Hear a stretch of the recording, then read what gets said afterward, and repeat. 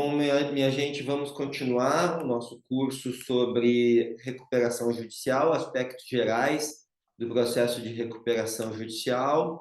Estamos na aula 3. Eu, Arnaldo Rosário Filho, Luciano Dávila Coutinho e Henrique Ficanha. Vou compartilhar a tela. Vou botar o modo de apresentação. Vou botar o videozinho lá embaixo para não atrapalhar a nossa apresentação. Aí. Pois bem, Luciano Dávila, o senhor que começa, tenha o prazer de começar essa aula 3. Tá bom, Risardo. É um prazer mais uma vez estar aqui com os amigos, né? Ah, Perfeito. Então, nós, na aula anterior, conversamos sobre o momento pré-RJ, aquele momento em que você tem o contato com a empresa, o contato com o empresário, e faz o diagnóstico da operação para realmente entender se é caso ou não de se propor um processo de recuperação judicial, se isso vai ser válido para a empresa, se isso vai ser oportuno para ela se soerguer e se preservar. Concluindo que realmente é um caso de RJ, nós vamos então para o primeiro ponto, o primeiro aspecto que é fundamental no processo, que é a confecção da petição inicial. E a lei, no seu artigo 51, a Lei 11.101, ela coloca o rol de documentos e os pontos que devem ser abordados numa petição inicial de recuperação judicial. Documentos esses que sem os quais não se terá o deferimento da RJ, porque o julgador não vai ter a noção real da situação econômico-financeira da empresa, situação de crise. Então, indo lá para o artigo 51, vai ser um pouco exaustivo, né? Nós temos que ver cada um desses documentos porque realmente são importantes. E aqui o advogado atua quase que em conjunto com o setor contábil da empresa, administrativo, porque eles é que vão lhe fornecer esses elementos para instruir a petição inicial. Então, primeiro item, comprovação da situação patrimonial da devedora e exposição das razões da crise. Então, aqui é parte fática que toda inicial tem que ter. Nós temos que demonstrar para o juízo competente que a empresa, primeiro, está em crise e quais foram as causas dessa crise. E também, daqui a pouco, até colocar as medidas que já estão sendo tomadas para realmente ocorrer uma superação e uma melhora da operação da empresa. No quadrinho, nós colocamos algumas causas de crise econômico-financeira que constantemente nós verificamos nas empresas. A retração do mercado, que é um fator externo, né, e atinge muitas empresas, que digo agora na questão pandêmica, né? Aumento da necessidade de capital de giro, também é outro fator de crise. Alto custo das fontes de financiamento, ou seja, o empresário está pagando mais caro para ter o dinheiro, para ter o fomento, para poder ter matéria-prima, enfim, vai aumentando o seu endividamento. Investimentos equivocados, também é muito comum de ver, é a questão de daqui a pouco investir milhões em uma sede que para a operação não ia mudar muita coisa, mas para o ego do empresário faz um investimento equivocado, isso aí acaba ocasionando uma situação de crise. Produtos com precificação equivocada, que foi o que nós vimos no vídeo anterior, quando falamos aquele exemplo prático em que a empresa explorava um produto com margem de contribuição negativo que aumentava o seu endividamento. Então, esse primeiro ponto é fundamental para o Poder Judiciário poder entender o que está acontecendo na empresa naquele momento. Certidão negativa de falência e recuperação judicial, que é os pré-requisitos do artigo 48, nós temos que atestar isso na inicial. Declaração dos sócios e dos administradores da devedora de que jamais foram condenados por quaisquer crimes previstos na Lei 11.101, então, uma mera declaração. Balanços patrimoniais dos últimos 3 exercícios sociais, para mostrar a cronologia da empresa. Um balanço patrimonial de determinação do mês anterior ao ingresso do pedido de processamento da RJ, que esse balanço, então, ele é mais voltado como se fosse para uma perícia judicial, é um balanço um pouco mais pormenorizado para mostrar aquele momento e pode até refletir algumas medidas que já estão sendo tomadas pela empresa e pela sua administração para dar o primeiro passo para superar a situação de crise. Indo para o próximo slide, demonstrativo do resultado de exercício, desde o último até o referente ao mês anterior da propositura, né? Também questão contábil, documentação contábil. Relatório gerencial do fluxo de caixa e sua projeção, aí aqui seria uma projeção, obviamente, com base no planejamento que está sendo aplicado na empresa. Via de regra, a gente coloca 12 meses para frente. Pode ter uma abrangência maior, se você quiser demonstrar que o plano de soerguimento vai começar a dar resultados após 12 meses, 24 meses, enfim. Mas é interessante colocar isso. Nem sempre vai bater com a realidade, porque nós estamos, nesse momento, trabalhando com um planejamento que, obviamente, todo mundo visa gerar um resultado positivo para a empresa de superação. Não necessariamente vai ocorrer, né? Depende também de vários fatores.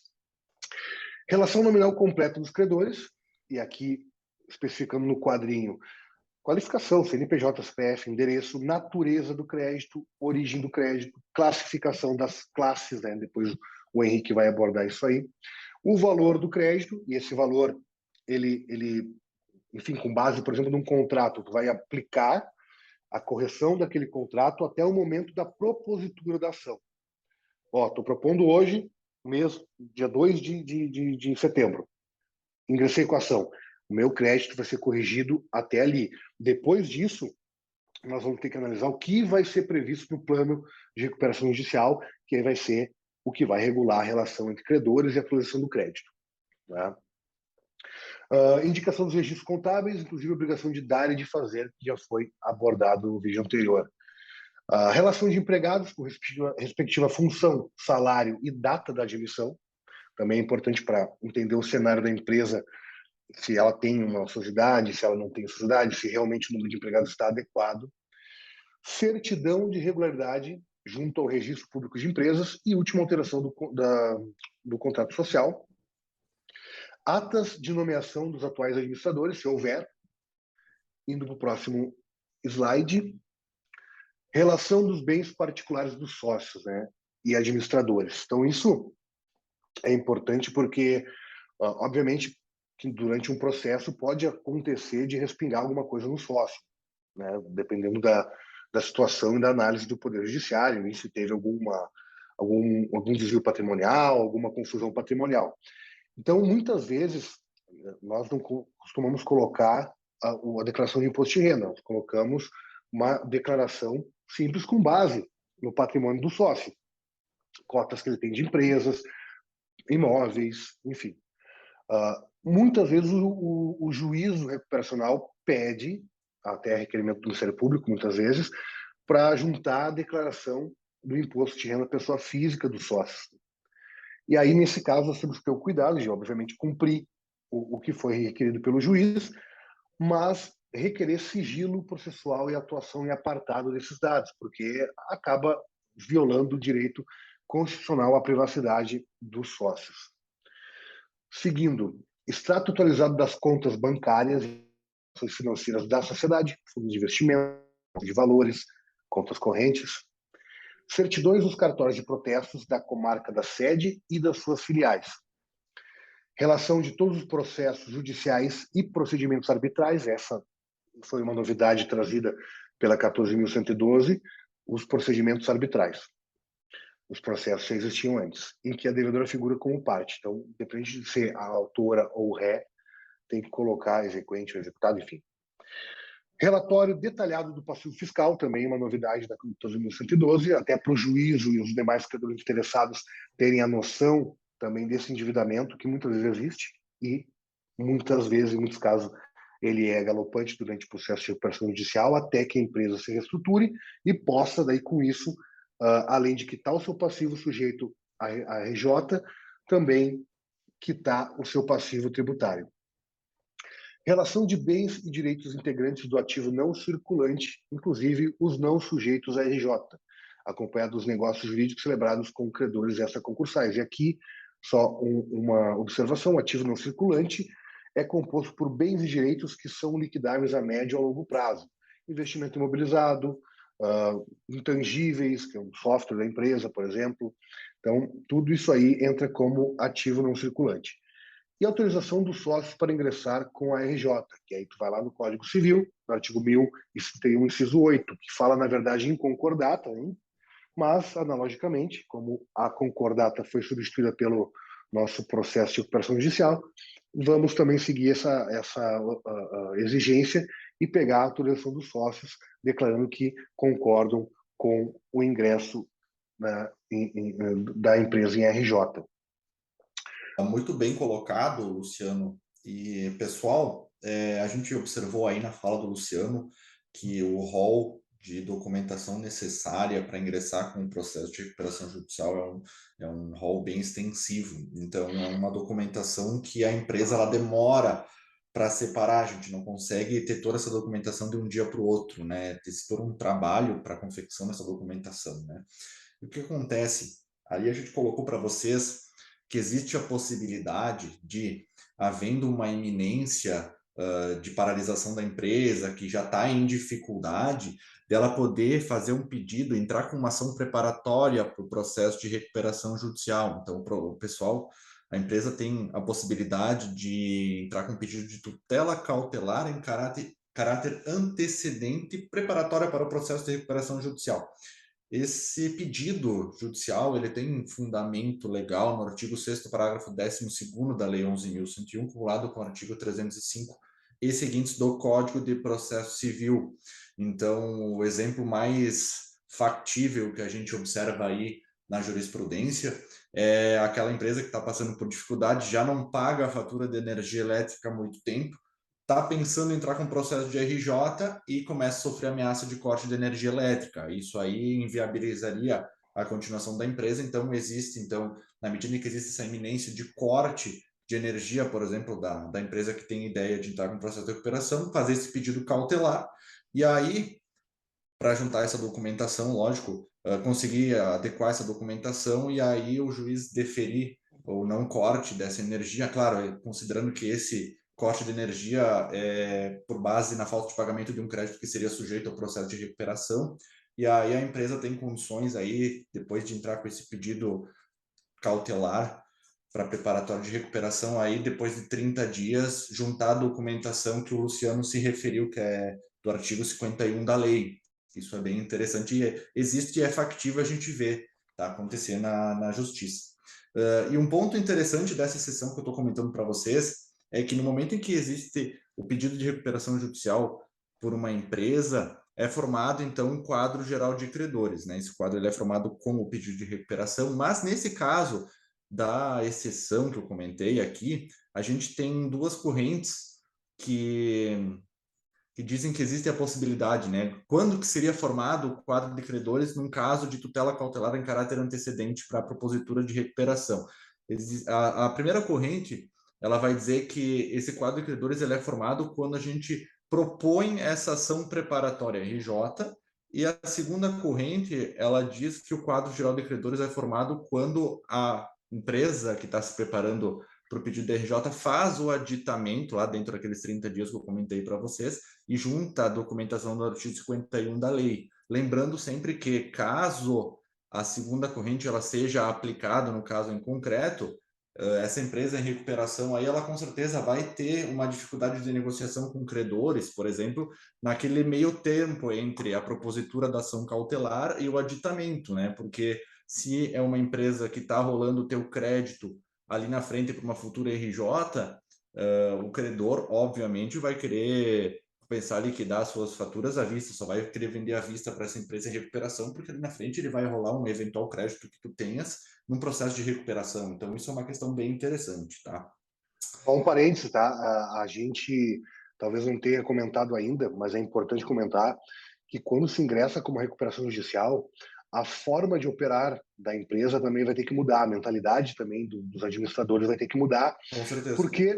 porque não vai ter mais concessão de crédito para essa empresa, não vai ter 30, 60, 90 dias para pagar matéria-prima. Eles vão ter que começar a estanca os pagamentos dos créditos sujeitos à recuperação e passa a comprar tudo à vista, porque eles não vão conseguir crédito no banco de primeira linha mais. É bem difícil acontecer, né, Luciano, de alguém de algum banco, pelo menos aqueles bancos de primeira linha, os mais conhecidos, de fornecerem crédito a prazo para a empresa em recuperação. É bem difícil isso acontecer, por isso que existe toda uma adaptação pré-recuperação, né, a questão administrativa da empresa, né, para essa situação. E nem os fornecedores também, né? Nem fornecedores, com certeza. E Né? aí Tanto entram as fomento empresas de quanto... fomento, né? As famosas Exato, empresas de fomento. exato. E aí é quando a empresa em recuperação passa a fazer uso, basicamente, de empresas de fomento, né? Então é o seguinte, pessoal, no próximo quadro aí vocês vão ver que a gente entrando com o pedido de recuperação é formado o quadro geral de credores, né? Então a gente vai, depois de já ter identificado quem são os credores sujeitos no processo de recuperação, a gente vai ter que enquadrar eles dentro de 4 classes que são previstas na Lei de Recuperação Judicial e Falências, tá? Essas classes, elas estão previstas aí no artigo 41 da Lei 11.101, e elas prevêem então que a classe 1 são enquadrados aí credores titulares de créditos derivados da legislação do trabalho ou decorrentes de acidente do trabalho. E aqui apenas um parênteses, tá, pessoal? Porque a gente vê muita habilitação de crédito de advogados, de peritos que possuem honorários da empresa em recuperação, e aí a gente tem visto na jurisprudência entendido que, muito embora não ter havido uma relação de trabalho, relação de emprego, relação de trabalho direta com a empresa recuperanda, a Justiça tem reconhecido que esses créditos de honorários advocatícios, periciais, eles são créditos trabalhistas por equiparação e acabam sendo arrolados juntos aí na classe 1, tá? Fica só esse detalhe, mas que, inclusive, no plano de recuperação judicial, que aí mais para frente, nos próximos vídeos, a gente vai comentar para vocês, a recuperanda tem condições ali de fazer um tratamento especial para esse tipo de credor. Ela pode, por exemplo, enquadrá-los numa subclasse dentro da classe 1, com um prazo de pagamento diferenciado, etc. Tá? Então, além da classe 1, a gente tem a classe 2, que são os credores de títulos de créditos com garantia real. A classe 3, que daí é geralmente o maior bolo do pessoal de recuperação, né? São aí os credores titulares de créditos quirografados, que são aqueles créditos que geralmente não possuem garantia. E em 2014, com a Lei Complementar número 147, foi criada a classe 4, e aí retirou o pessoal credor ME e PP da classe 13 e criou uma classe específica de crédito quirografário para esse pessoal microempresa e empresa de pequeno porte. Então, essas são as 4 classes de credores que a gente tem num processo de recuperação. Não significa, né, pessoal, só lembrando, não significa que essas 4 classes elas têm que ser preenchidas, né? A empresa, por exemplo, pode ter credores apenas na classe 1, classe 2, classe 3 e não ter nenhum credor na classe 4. Isso, de forma alguma, impede que a empresa peça recuperação judicial, né? Eu só digo que havendo credores, a gente tem que enquadrar dentro das classes, mas que elas não são de enquadramento obrigatório, né? A gente enquadra conforme o credor, se verificar o crédito do credor, né? Então, E mais na frente, quando nós falarmos de Assembleia Geral de Credores, vai se entender melhor por que se dividem essas classes, porque a contagem de isso, votos deles são distintas também. isso. Só uma observação em relação a essa questão dos trabalhistas, créditos trabalhistas por equiparação. Antigamente, você colocava lá o advogado que ganhou honorários da empresa recuperando em outro processo, ou o perito, como mesmo o Henrique falou, questão dos prestadores de serviços de representação comercial na classe 3, que muitas vezes sofria um deságio Uhum. muito mais agressivo que a classe 1, que, via de regra, se paga os créditos trabalhistas em até um ano, né, da homologação do plano, em Isso. 100% sem deságio. O que ocorre é o seguinte, com o tempo, foi se considerando esses créditos de natureza alimentar, né, honorários, enfim, como equiparados aos trabalhistas. Só que isso também gerou um certo desgaste na jurisprudência, porque em muitos casos os créditos eram extremamente altos, né? Eles passavam de milhão, né? Então, Uhum. o coisa que num trabalhista mesmo não se vê tão frequentemente. Então, começou-se já a admitir no plano de pagamento uma distinção dos trabalhistas que realmente prestaram serviço direto para a empresa e desses equiparados, podendo, com uma analogia do artigo 83, colocar um limite de até 150 salários mínimos para pagar esses caras e o excedente para a classe 3. Já tem planos nesse sentido e é Uhum. uma estratégia muito interessante que a gente pode ver mais à frente. Com base na própria lei de recuperação, né? Luciano, tu comentou o artigo 83 ali, o pessoal vem fazendo essa, por exemplo, que eu comentei da subclasse, né? da classe 1, que é essa questão dos créditos trabalhistas por equiparação, ali, o pessoal tem utilizado muito isso mesmo, verdade. Uma pergunta, as classes, elas estão em ordem de pagamento? Os Em que credores da classe sentido? 1, os credores da classe 1 recebem antes da classe 2, que recebem antes da classe 3, que recebem antes da classe 4? Não, não necessariamente, Risado, porque o que a lei dispõe é a questão da classe 1, pagamento dos créditos trabalhistas até um ano da homologação do plano, sem, teoricamente, deságio. Os créditos, por exemplo, que são salariais, até 3 salários, se não me engano, se paga em 30 dias, né, do plano. Então, geralmente não se tem o crédito salarial porque a empresa não chega a esse ponto, né? Muitas vezes ela garante o salário, né, apesar da crise, para não parar. E o plano de pagamento ele pode prever uma ordem distinta de quitação de cada classe, né, seguindo essa lógica de um ano para os trabalhistas. Então, muitas vezes a pessoa bota 6 meses de carência com 6 parcelas iguais e consecutivas. Aí vamos para a classe 2. A classe 2 vai receber via dação um pagamento de um bem imóvel. Lógico, contando que essas formas sejam aprovadas em assembleia. Classe 3, vai receber um deságio de 50% com um ano de carência, parcelas semestrais a serem pagas a partir então, de um ano e meio após a homologação do plano. Aí pode ser liquidado em 12 anos, 8 anos. Então, tem essa E distinção, vai as depender classes tudo. acabam muitas recebendo então ao mesmo tempo, só que em parcelas diferentes, às vezes Sim, em sim, tempos diferentes, mas pode dar coincidência de receberem ao mesmo tempo. sim, Justamente. com Então, certeza. no momento em que eu vou pagar, a parcela é semestral, eu vou fazer o pagamento para aqueles credores que indicaram a conta, né, corrente, e da empresa, e vai ter lá, o deságio aplicado à classe 3 é de 50%, da classe 4 é de 30%. Vamos fazer o ajuste, fazer o pagamento da parcela, daqui a pouco o índice de correção para uma classe pode ser diferente da outra, porque questão negocial, nós já tivemos recuperação judicial, que a classe 2, que era uma classe decisiva, vamos dizer assim, para a aprovação do plano e não ocorrer a quebra da empresa, por conta dessa dominância, não foi aplicado deságio, e Uhum. foi aplicado um índice de correção muito mais atrativo que na classe 3, que teve 60% de deságio, né, Carência. e mais carência, e a questão do índice de correção ser mais suave, vamos dizer assim.